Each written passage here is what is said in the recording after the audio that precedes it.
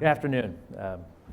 Thanks for the introduction, Larry, and it's a privilege to follow my colleagues today. Did a phenomenal job and learned quite a bit. As part of the Institute and the leadership process here in the leadership class, there's a lot of introspection, and some of that introspection led me to ask a question, which I'll ask to start this presentation. Can you impact the social determinants of health? Now, as Larry said, I'm a radiologist. That's not something we commonly think about. It's not through training in medical school. I never really heard about social determinants. Residency wasn't really focused on social determinants. But when it comes down to leadership as you grow in your practice and get involved in accountable care organizations and other aspects of healthcare and a public health perspective, you start hearing about these things. The first time I heard about it was adverse events for children, getting exams and how we can impact that in radiology, which I thought was amazing. It was like this revelation to me that I can actually improve someone's health and wellness by making an exam easier to receive. At one of our weekend sessions, I had the light bulb went off when we were talking about social determinants, and I heard transportation, and I was like, wow, I never even thought about that as a social determinant. So, the gears start turning, and I kind of say, okay, let's think about the social determinants that I can work on. The social gradient, stress, food as a social determinant. I mean, the slide says it all. But I got back to transportation and how in an outpatient imaging center where I really spent a lot of time on value delivery of radiology, and now with this concept that I can impact someone's health and wellness through mitigating their social determinant of transportation and helping public health, maybe there's something we can do here. So I kind of started looking at what the imaging kind of volume is between hospitals, outpatient offices. And you can see here back in 2000 for Medicare Part B, just as an indicator, there's about 35% of imaging done in the hospital setting. There's a lot done at IDTFs, which are non-physician-owned outpatient settings, as well as in physician offices, but there's still a large chunk done in hospitals, which is great and needed. As you say, in 2006, you can see that number going down. Now it's down to 11% done in the hospital setting. So I'm trying to make inferences about what opportunities are here to drive more imaging in an outpatient world where we can or why are people going to hospitals still? Is it because they can't go anywhere else? So I said, well, let's talk about transportation, because in one of the talks we had, they talked about how difficult it is for people to get places. I never even thought about that. I'm actually going to go to this first. So this is a Raleigh bus map, and you can see there is the bus lines are in color coded there. The yellow box is a rough approximation of outpatient imaging centers for certain locations and in a network, and the orange boxes are hospitals. And you can see there's a paucity of some imaging in certain parts of the city, and a lot of the outpatient imaging centers are not close to bus lines. So, well, you're already starting to see some challenges. We're just scratching the surface. So then, from a public health perspective, in terms of the cost of managing resources, what does that mean?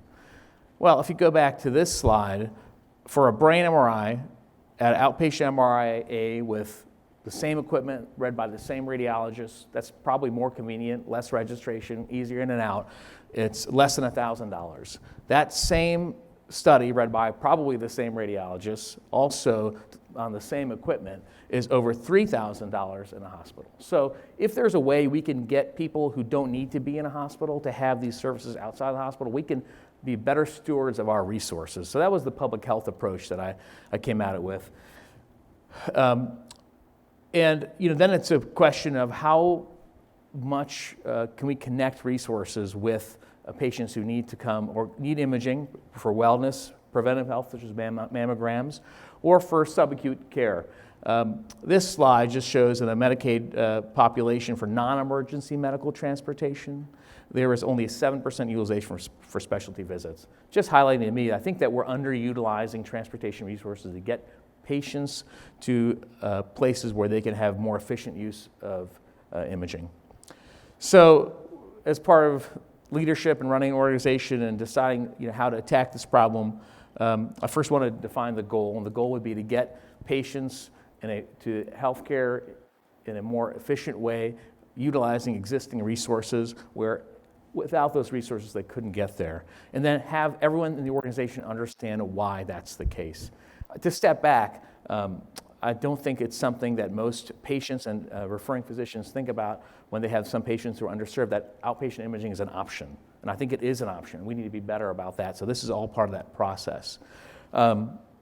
Determining the impact of how our process is going to impact scheduling for other patients and other patients utilizing the resources. Communicating and training staff effectively so they understand, if I don't understand social determinants of health, they probably didn't either.